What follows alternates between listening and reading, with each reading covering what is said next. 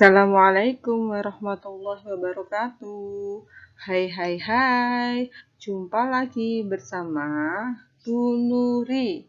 Masih di pelajaran tematik kelas 2, tema 6, merawat hewan dan tumbuhan, subtema 2, merawat hewan di sekitarku, muatan mata pelajaran Bahasa Indonesia.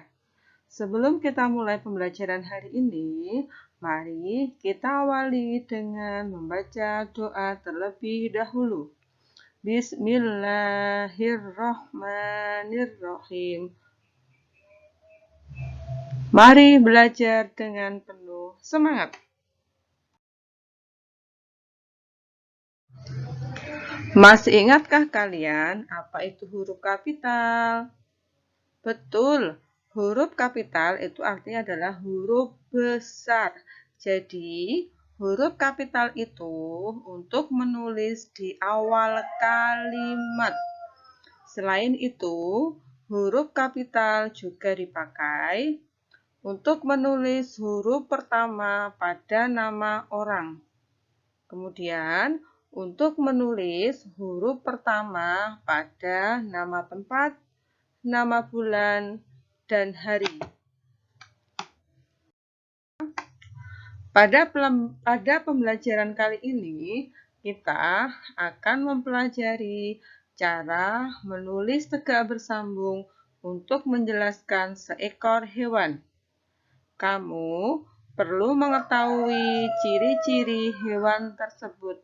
Misalnya, menuliskan cara bergerak, jenis makanannya, cara berkembang biak, dan tempat tinggalnya. Nah, di sini Bu Nuri sudah memberikan contoh huruf lepas dan huruf sambung. Oke, untuk berikutnya. Ayo simaklah teks tentang ayam berikut ini. Ayam. Ayam merupakan hewan berkaki dua. Kaki ayam memiliki cakar untuk mencari makan. Cakar ayam digunakan untuk menggaruk tanah. Ayam memakan hewan kecil di dalam tanah. Ayam juga memakan biji-bijian. Ayam berkembang biak dengan bertelur.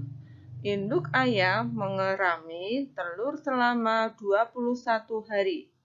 Setelah 21 hari, telur ayam menetas. Telur dan daging ayam mengandung protein. Protein sangat baik untuk pertumbuhan tubuh kita. Jadi, ayam itu mempunyai kaki dua, memiliki cakar untuk mencari makan di tanah dengan cara digaruk. Kemudian, selain mencari makan di tanah, ayam itu juga memakan biji-bijian. Cara berkembang biak ayam itu dengan cara bertelur. Kemudian telur itu diengkrami selama 21 hari. Setelah 21 hari, telur ayam menetas. Telur dan daging ayam mengandung protein. Protein itu sangat baik untuk pertumbuhan tubuh manusia. Kemudian, aturan penggunaan huruf kapital pada teks. Teks itu artinya adalah pada bacaan. Huruf kapital digunakan pada kata-kata tertentu. Beberapa kata yang harus menggunakan huruf kapital dalam penulisannya adalah sebagai berikut. 1. Kata di awal kalimat. Contohnya, sapi memakan tanaman rumput. S-nya harus besar. Kenapa? Karena berada di awal kalimat. 2. Kata pada judul teks. Contohnya, daur hidup kupu-kupu. D, H, K itu berada di awal kata karena termasuk judul tadi. 3. nama orang, contohnya Dedi, Made, Komang, Lani. Keempat, nama bulan dan hari, contohnya Januari, Februari, Senin, Kamis. Ayo perhatikan teks berikut ini. Denny memelihara seekor kura-kura. Setiap hari, kura-kura peliharaannya diberi makan. Denny memberinya sayur dan bekas buah-buahan. Kemudian, bacaan yang Bu Guru baca tadi ada beberapa huruf kapital yang kurang tepat. Denny ini adalah nama orang dan berada di awal kalimat. Seharusnya D-nya huruf besar. Untuk K dan S ini kurang tepat. Ya, kenapa kurang tepat? Karena berada di tengah-tengah itu seharusnya hurufnya kecil. Dan dari bacaan ini tadi, ketika sudah disempurnakan huruf kapitalnya, jadinya seperti ini. Denny memelihara seekor kura-kura. Setiap hari, kura-kura peliharaannya diberi makan. Denny memberinya sayur dan bekas buah-buahan. D-nya huruf besar, K-nya huruf kecil, S-nya juga kecil.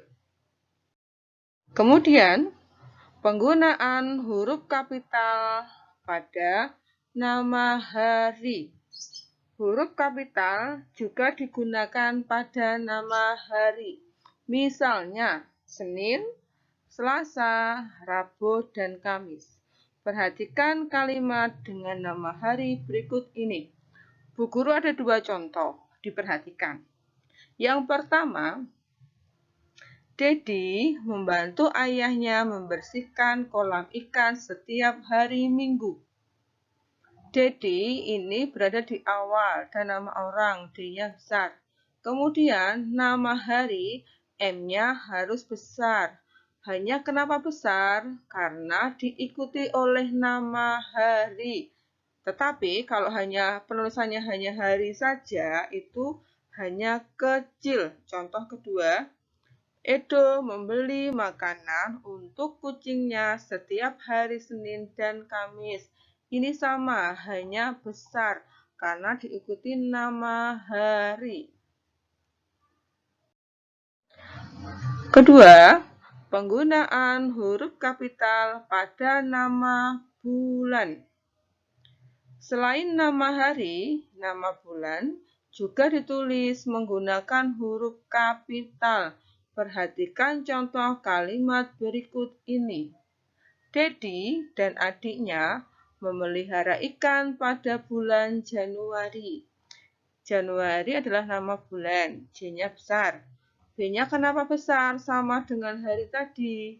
Jika penulisan bulan diikuti nama bulannya seperti ini, B-nya harus besar. Contoh kedua, telur ayam milik Pak Joko akan menetas pada bulan Mei. Berikutnya, penggunaan huruf kapital untuk nama orang. Huruf kapital digunakan pada awal beberapa kata, misalnya nama orang. Perhatikan contoh kalimat berikut ini. Denny dan Made membeli ikan hias di toko. Nah, Denny dan Made adalah nama orang. Jadi D sama M itu harus besar. Walaupun nama orang berada di tengah kalimat, itu harus diawali huruf besar. Contoh kedua, Fitri bertemu dengan Komang saat ingin membeli makanan untuk kucing peliharaannya. F-nya sudah tepat, huruf besar karena nama orang dan berada di awal kalimat. Sedangkan Komang ini K-nya harus besar karena nama orang. Walaupun berada di tengah-tengah kalimat, nama orang harus diawali huruf besar. Kemudian, penggunaan huruf kapital di awal kalimat. Selain digunakan nama hari dan nama orang, huruf kapital juga digunakan pada kata di awal kalimat. Perhatikan contohnya. Kemarin sore, Benny dan ayahnya mencuci kandang ayam.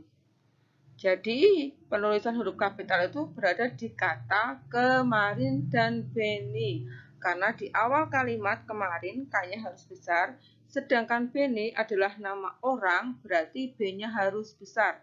Contoh berikutnya, Dayu gemar memberi wortel pada kelincinya. D-nya harus besar karena nama orang dan berada di awal kalimat. Contoh ketiga, jika kandang hewan peliharaan tidak dibersihkan, maka akan timbul penyakit. Jika ini D-nya kenapa besar? Karena berada di awal kalimat. Kalau jikanya Bu Nuri taruh tengah, berarti D-nya kecil atau besar? Betul, D-nya kecil karena berada di tengah-tengah kalimat.